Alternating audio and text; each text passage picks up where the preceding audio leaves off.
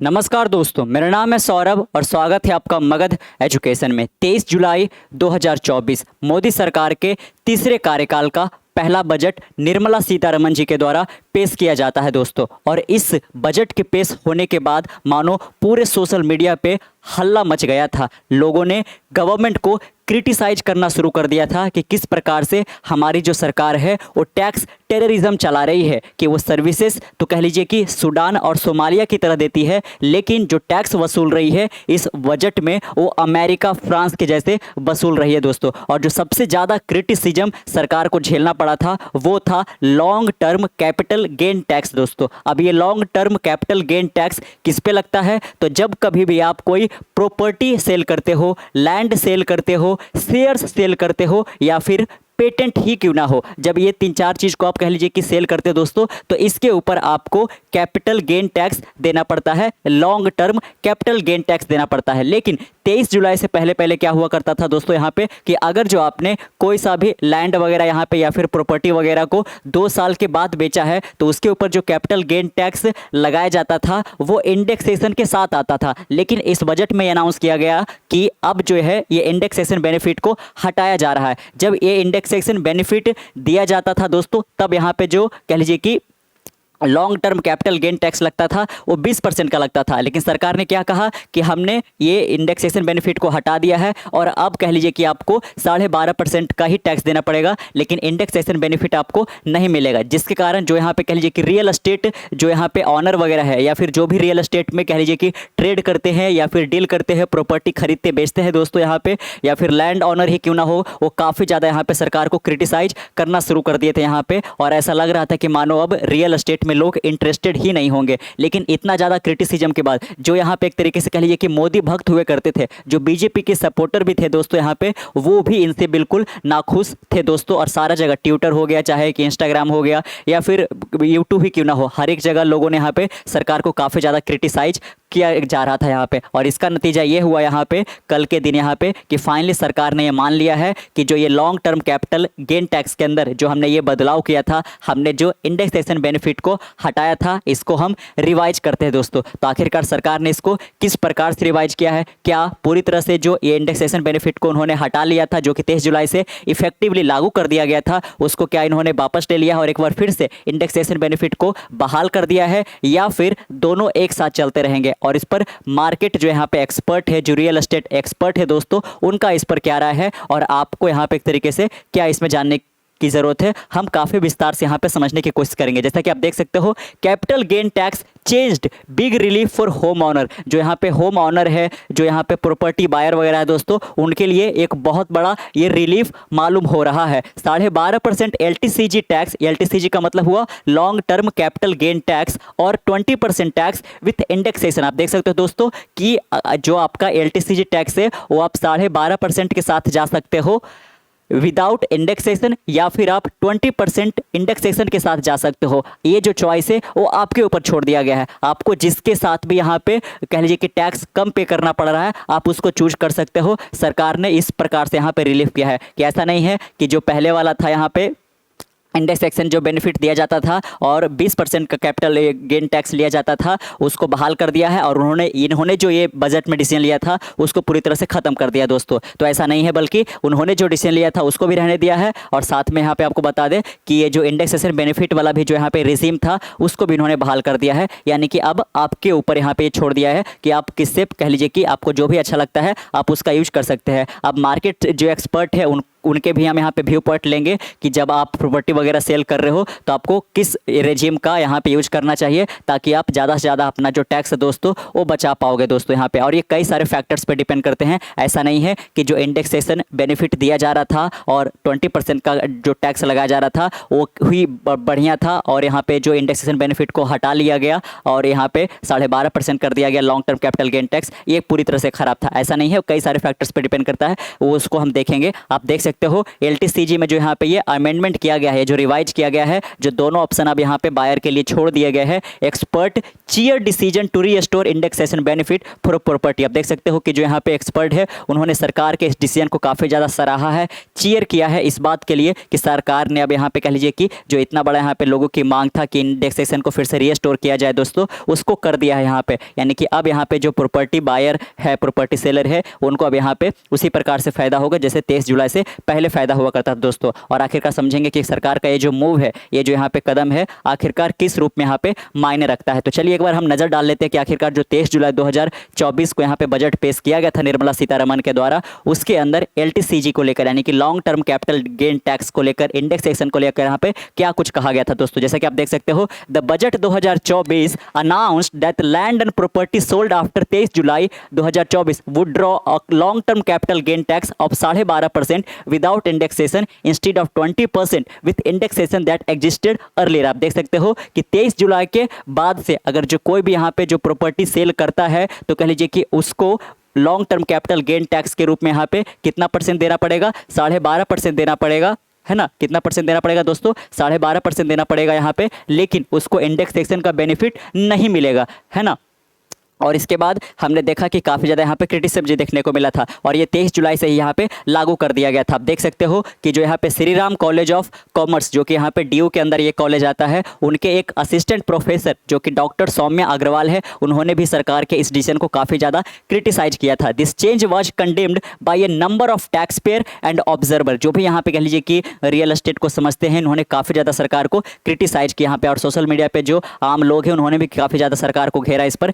उसके बाद यहाँ पे सरकार को आखिरकार मानना पड़ा और दोनों ऑप्शन यहाँ पे दे दिए गए हैं। आप देख सकते हो आखिरकार ये जो अमेंडमेंट किया गया है, जो संशोधन किया गया है, जो रिवाइज किया गया, इसके अंदर अब क्या कुछ कहा गया है। The amendment says that if the new tax rate that is 12.5% minus indexation, यानी कि विदाउट इंडेक्सेशन का जो यहाँ पे long term capital gain tax से 12.5% का है, leads to a higher tax liability than इतना % with indexation, then the extra tax will be ignored. तो आप देख सकते हो दोस्तों यहाँ पे कि जो नया वाला अमेंडमेंट वो यही कह रहा है कि आपके लिए जो भी बेनिफिशियल है कि आप 20% विथ इंडेक्सेशन के साथ यहाँ पे जा सकते हो, या 12.5% आप विदाउट इंडेक्सेशन के साथ जा सकते हो, जिसमें भी आपको यहाँ पे टैक्स कम पे करना पड़ रहा है, वो आपके लिए यहाँ पे सुविधाजनक होगा। The relief is offered only in cases where the property was bought before 23 July 2024 दोस्तों। लेकिन यहाँ पे आपको ध्यान रखना पड़ेगा यहाँ पे कि ये जो यहाँ पे अमेंडमेंट किया गया है वो केवल उसी प्रॉपर्टी को सेल करने पे है जो कि यहाँ पे जिसको खरीदा गया था 23 जुलाई 2024 के पहले। उसके बाद किया गया है तो ऐसा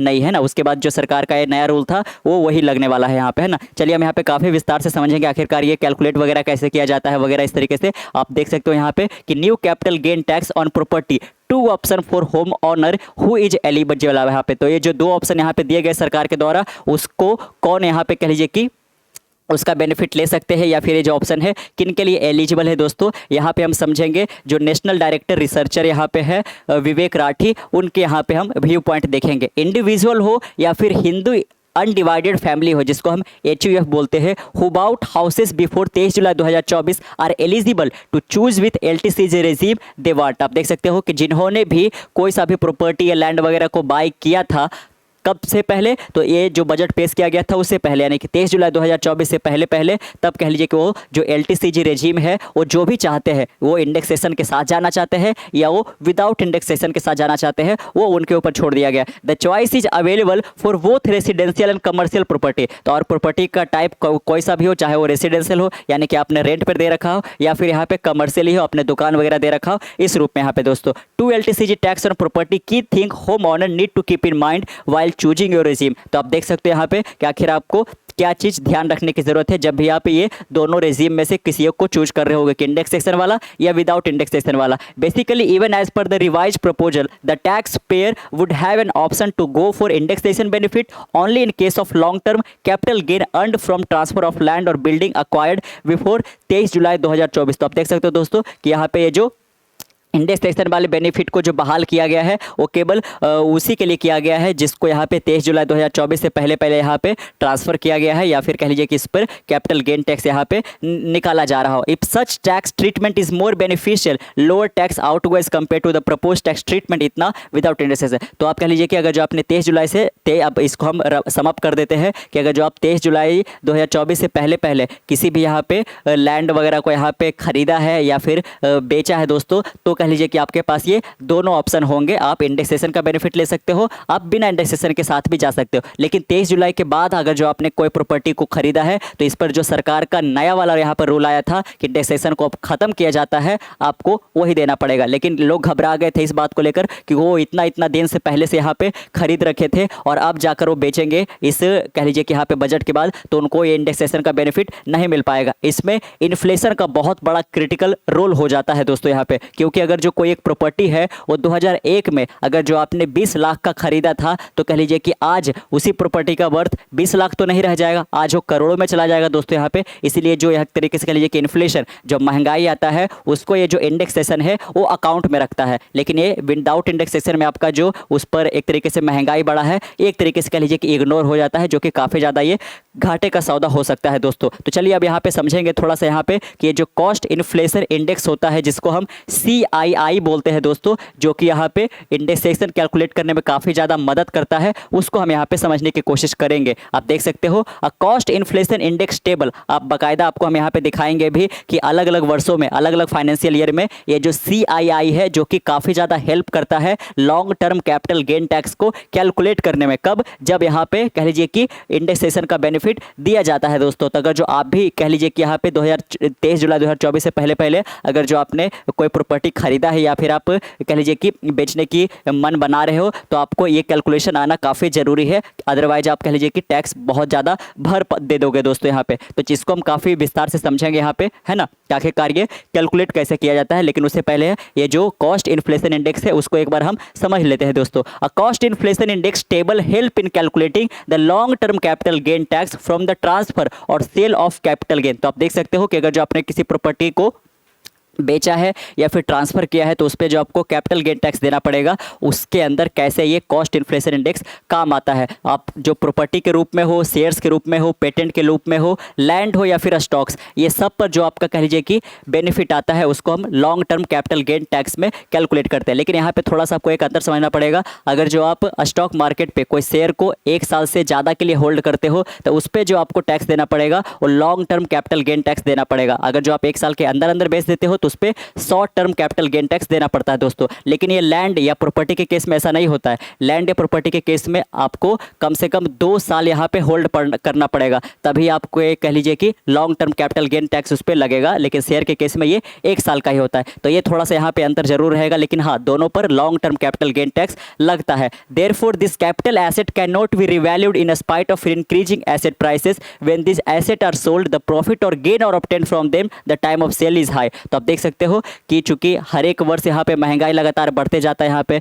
जो कह लीजिए कि पैसों का कीमत यहाँ पे 2001 में था, आज वो 2024 में उतना नहीं रह जाएगा। यहाँ पे पहले कह लीजिए कि लोग 100-200 रुपये में भी गुजारा कर लेते थे, आज यहाँ पे कह लीजिए कि 10,000 20,000 भी काफ़ी कम पड़ जा रहा है यहाँ पे। तो ये चलिए कह लीजिए कि जो इंडेक्सेशन होता है उसमें इस चीज़ को ध्यान रखा जाता था यहाँ पे। चलिए अब यहाँ पे हम एक टेबल से आपको बताते हैं यहाँ पे कि ये जो स्टार्ट किया गया था, यानी कि जो CII को कैलकुलेट करने का बेस ईयर रखा गया था, ये 2001 कर दिया गया था। लेकिन इसके पहले कितना था दोस्तों सेट, तो ये 1981 को किया गया था। लेकिन काफ़ी सारा जो यहाँ पे 1991 के अंदर जो एक बहुत बड़ा रिफॉर्म आता है LPG को लेकर, यहाँ पे लिबरलाइजेशन, प्राइवेटाइजेशन को लेकर, यहाँ पे ग्लोबलाइजेशन को लेकर जो लेकर आया गया था नरसिम्हा राव की सरकार में। इसके लिए यहाँ पे जब भारत के मार्केट को यहाँ पे इंटरनेशनल जो यहाँ पे बड़ी बड़ी कंपनियाँ हैं उनके लिए जब खोल दिया गया था यहाँ पे, इसके कारण ही हो पाया कि बहुत बड़ी जो IT वगैरह कंपनी है, माइक्रोसॉफ्ट वगैरह, वो इंडिया के अंदर एंटर कर पाई थी यहाँ पे। तो इसके कारण यहाँ पे जो बेस ईयर है वो 1981 को हटा दिया गया था। और कब सेट कर दिया गया था? 2001 को। और यहाँ पे जो CII सेट किया गया था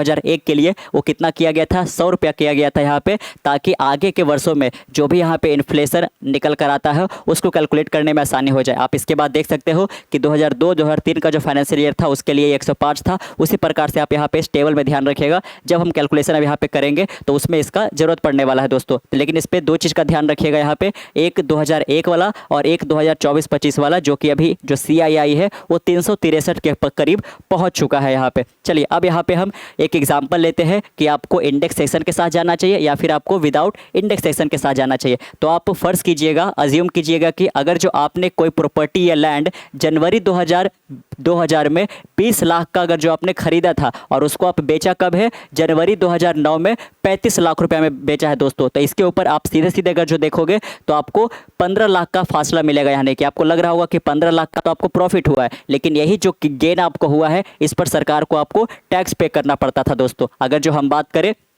यहाँ पे CII का, जो कि यहाँ पे अज्यूम किया गया है, अगर जो आप उस टेबल को मैच कराओगे यहाँ से थोड़ा सा आपको अलग मिलेगा, तो आप यहाँ पे अज्यूम कर सकते हो कि जिस वर्ष यहाँ पे प्रॉपर्टी को खरीदा गया था यानी कि 2000 में 20 लाख रुपए में, उस वर्ष जो CII का वैल्यू था यहाँ पे वो 389 था। लेकिन यही CII वैल्यू 582 पहुँच जाता है कब, 2009 में, जब यहाँ पे आप 35 लाख में इसको बेच रहे हो दोस्तों। तो ये जो कॉस्ट इन्फ्लेशन इंडेक्स है वो कैसे कैलकुलेट किया जाएगा कि जिस वर्ष इसको बेचा गया यानी कि 2009 में, उस वर्ष कितना CII का वैल्यू था जो कि 582 का था, डिवाइडेड बाय किस वर्ष उस प्रॉपर्टी को खरीदा गया था जो कि 389 था। तो इसका वैल्यू निकल कर कितना आता है, 1.49 का निकल कर आता है दोस्तों। आप इसके साथ देख सकते हो कि जो यहाँ पे आपने 20 लाख का प्रॉपर्टी को खरीदा था, अब वो 20 लाख नहीं रह जाएगा, क्योंकि यहाँ पे इन्फ्लेशन भी अपना रोल प्ले करेगा। तो ये जो 1.49 निकल कर आया है कॉस्ट इन्फ्लेशन इंडेक्स, उसके साथ ये मल्टीप्लाई कर जाता है। और अब आपका जो कह लीजिए कि ये माना जाएगा कि आपने वो जो प्रॉपर्टी खरीदा था वो 2 लाख में नहीं खरीदा था, बल्कि यहाँ पे आपने 29,92,288 रुपया में खरीदा था दोस्तों। अब यहाँ पे आपको ध्यान रखना पड़ेगा कि अब कितना में आप बेचे थे, तो 35 लाख में बेचे थे, तो अब आप इस प्राइस को माइनस कीजिएगा, ना कि वो 15 लाख 20 लाख में जो आप खरीदे थे उसको करिएगा। तो अगर जो 35 लाख में से 20 लाख को माइनस करोगे तो आपको जो 15 लाख पे पहले टैक्स देना पड़ रहा था, अब वो वैसा नहीं होगा। अगर जो अब आप 35 लाख में से 29 लाख को घटाओगे तो महज आपके पास कितना रहेगा, 5 लाख रुपया। तो अब आपको जो टैक्स देना पड़ेगा वो इसी 5 लाख रुपया पे आपको कितना देना पड़ेगा, तो 20% का देना पड़ेगा। ये कब है, जब आप इंडेक्सेशन के साथ जा रहे हो तब। अगर जो आप इंडेक्सेशन के साथ नहीं जाना चाहते हो तो कह लीजिए कि यहाँ पे 35 लाख का जो आपने बेचा और जो आपका 15 लाख रुपया का मुनाफा हुआ, उसके ऊपर आपको एक तरीके से कह लीजिए कि 12.5% का देना पड़ता, जो कि यहाँ पे इससे वो कहीं ज़्यादा हो जाता था, जो कि आप यहाँ पे देख सकते हो। अगर जो यहाँ से कैलकुलेट किया जा रहा है तो आपको जो टैक्स देना पड़ रहा है वो करीब करीब यहाँ पे कितना देना पड़ रहा है, 1,01,000 रुपया। और अगर जो विदाउट इंडेक्सेशन के साथ जाना चाहते हो तो आप देख सकते हो कि 1.5 लाख रुपया का यहाँ पे आपको देना पड़ रहा है। इसीलिए जो काफ़ी लोग यहाँ पे है, प्रॉपर्टी ऑनर जो है, लैंड बायर है या रियल एस्टेट में जो भी ट्रेड करते हो, काफ़ी ज़्यादा खफा थे सरकार से कि इतना ज़्यादा यहाँ पे उनको अब टैक्स देना पड़ रहा था, क्योंकि इंडेक्सेशन का जो बेनिफिट है वो इस कह लीजिए कि बजट में हटा दिया गया था। लेकिन एक बार फिर से यहाँ पे बहाल कर दिया गया, लेकिन उन्हीं के लिए जो कि 23 जुलाई 2024 से पहले अपना लैंड या प्रॉपर्टी को खरीद रखे दोस्तों, तो उनके पास दोनों ही ऑप्शन छोड़ दिया गया। आप किसी के साथ भी जा सकते हो यहाँ पे। अब यहाँ पे लास्ट में थोड़ा सा ये डिस्कस कर लेते हैं कि आपको कौन सा ऑप्शन चूज करना चाहिए, क्योंकि भले ही आप यहाँ पे रियल एस्टेट में काफ़ी दिनों से हो, लेकिन एक हम एक्सपर्ट का राय यहाँ पे देख लेते हैं। The decision to opt for indexation benefit or not should be made on case by case basis considering factors such as the property purchase price. है ना, कि आपने जो प्रॉपर्टी लिया था उसका परचेज प्राइस क्या है, एज ऑफ प्रॉपर्टी क्या है, अब वो कितना साल पुराना हो चुका है, और साथ में